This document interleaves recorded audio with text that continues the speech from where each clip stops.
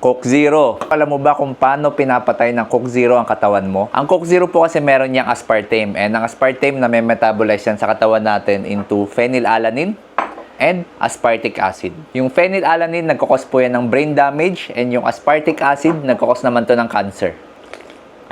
So baka kinakabahan ka na and makikinig ka na sa nanay mo tuwing sinisita ka habang uminom ka ng Coke. Pero hindi po kasi ganun kasimple yun. Kasi yung 100 grams ng karne, mas marami pa yung phenylalanine na component nito. And sa isang pirasong itlog, mas marami pa yung aspartic acid na component nito kumpara sa isang Coke Zero. And according po sa studies, up to 50 milligram per kilogram of your body weight yung pwede mo inumin na aspartame per day. So, para ma-reach mo yung toxic levels or yung mapanganib na levels ng aspartame, kailangan mo uminom ng hindi 2, hindi 5, hindi 7, pero up to 15 na Coke Zero na ganito kalaki per day. Pero hindi ko po sinasabi na pwede na kayo lumaklak lagi ng Coke Zero. Of course, kapag sobrang dami nyong iniinom na Coke Zero, masama rin po yan sa tiyan. Pwede po tayong mag-crave ng sobrang matatamis and pwede po magdulot ng hyperacidity. So, pag may sumita na naman sa'yo sa kakainom mo ng Coke Zero, send mo sa kanya tong video na to.